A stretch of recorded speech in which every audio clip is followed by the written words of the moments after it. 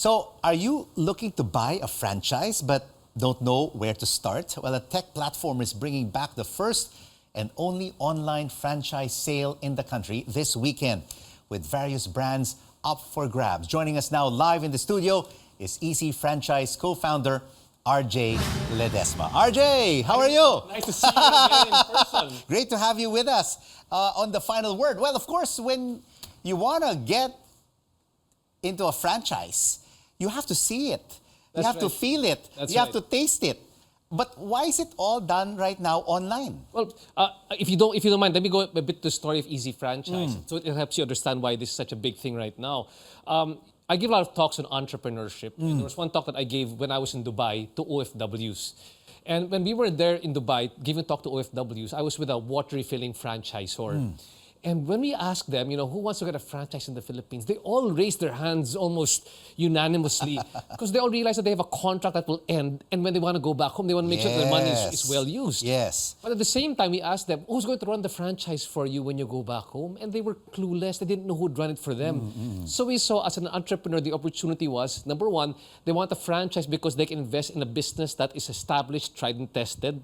And they also need somebody who can run the franchise for them in their absence. So that's where we put together Easy Franchise. Yeah, because a lot of our kababayans send money home. Yes. I mean, for their husbands or wives or their children to buy goods. But it all disappears. Yes, exactly. You aren't sure where the money actually goes. Let's say if you give them money to run the businesses, you're not sure the money is going to go into the actual business or it's used in somewhere else. That's why we solved that pain point by creating Easy Franchise. It's a go-to platform for all things franchising. And to answer your question, what are the good franchises that they can actually choose before they can actually come into the platform? Yes. They are well vetted. Their P&Ls are vetted. We see if they have a chain of successful outlets that are already up there. And especially during this pandemic, what became very popular, what we call the essential franchises. Like what? Water, laundry. Food became very particular, especially milk tea. You know why milk tea?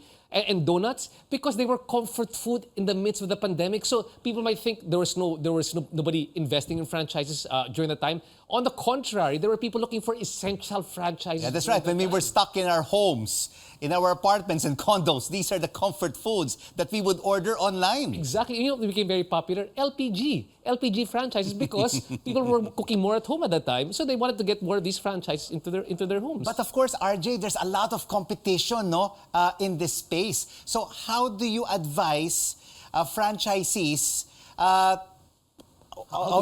how to choose? Okay.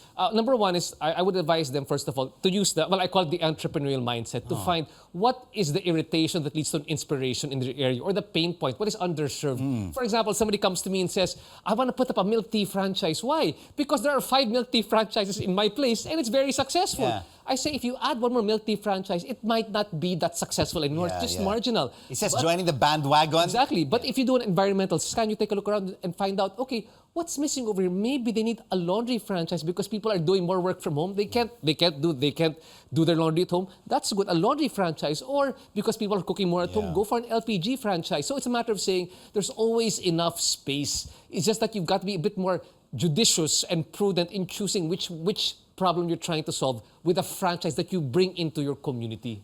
You're talking about our OFWs in Dubai. I mean, our kababayans here also want to be entrepreneurs. Yes. They want to set up a business for the rainy days or when they want to retire. There's still recurring income. Yes, that's it.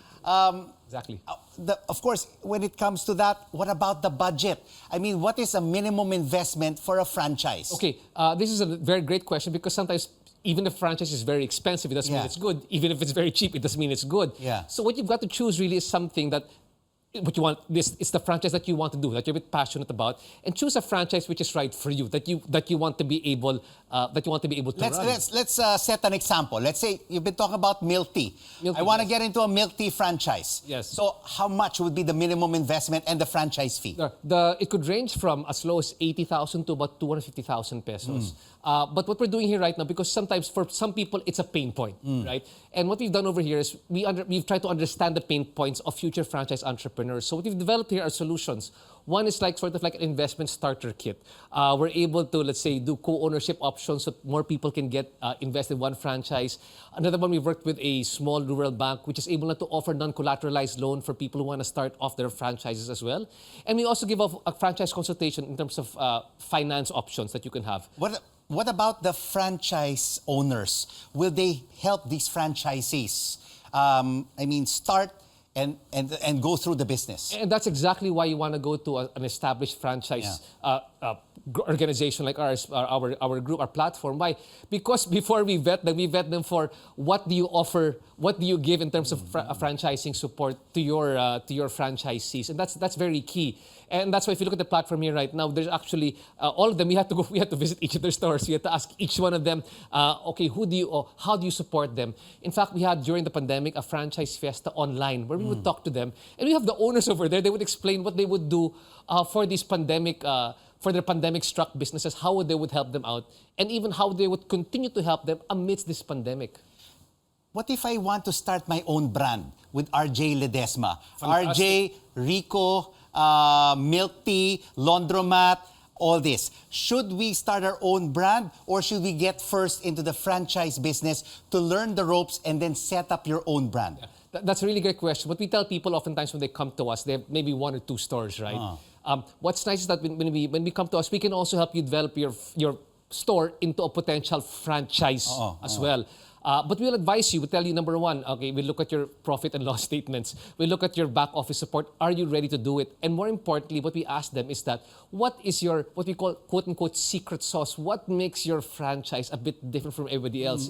If you're just another milk tea and you're not offering anything new to the milk tea, you might lose out, right? But does your milk tea have a secret sauce, specific ingredients, specific preparation, specific skill set that needs to be done? And that becomes something that's franchisable and that can scale and grow. Like a business partner, Jose Jamag Magsaysay, our co-founder. Potato Corner. Think of Potato Corner. What's the secret sauce of Potato Corner? Prior to Potato Corner coming to the country and becoming big, people would eat French fries together with a burger and a soda. It wasn't considered a meal. It was considered something you would eat with a snack. But when he came in, how did they reinvent the game? They said, we want it to be that when we come in, how do you make it different? We have different sizes and we have flavors for each one. So Potato Corner became a snack in itself and they revolutionized the game. Secret sauce, very simple, but they were able to do it. All right, for Franchise Day, which franchise brands will be part? Oh, fantastic. There's a lot of them that's on 828. Just to say that the idea really came from Rico, from, like when Alibaba would have those 11 days. It's the same thing. People are looking for great bargains. This is a great bargain. We're getting special discounts. Can you give us some names? You've got Mr. Donut, you've got Kurimi Milk Tea, you've got DM Express, you've got Lavada, you've got Baxilog, you've got Persia Grill. I might forget a couple. When they're listening here right now, you can actually look at our website or Easy Franchise on Facebook. But there's several franchises which are food, non-food. There's laundry. There's water refilling at the same time. The whole spectrum. The whole spectrum. So if you think about it here right now, and you're an entrepreneur, you're thinking, okay, I've got this great commercial space. Can I fill it up with different types of tenants to create recurring income for you? And that's what we're doing. We're helping create a new breed of franchise entrepreneurs who can be OFWs and also locals who want to diversify their income. Well, they make up the micro and small and medium enterprises here in the country, which is about more than 99%. Exactly. And at the same time, what's nice about franchising when you get into the business, as per the Philippine Franchise Association, there's a 90% success rate for franchises because they've done a trial and error before they go to you. Yeah. It's tried and tested. They go to you with an operations manual. They show you exactly how to run their businesses. So I think that's why there's more confidence. Like you were earlier asked, should I do it by myself? Maybe what you can do is, maybe you try a franchise first. It's like your MBA in doing business. And when you're done, you can put up your own, but don't copy them. I mean, you understand the system and you go next. That's why many franchise owners actually have 2 to 3 franchise concepts because they figured out how to do it and how to scale it. Well, RJ, good luck on Franchise Day on 8/28. Thank you so much. Thank you so much, Rico, for joining us on The Final Word. RJ Ledesma, co-founder of Easy Franchise. Thanks, Rico.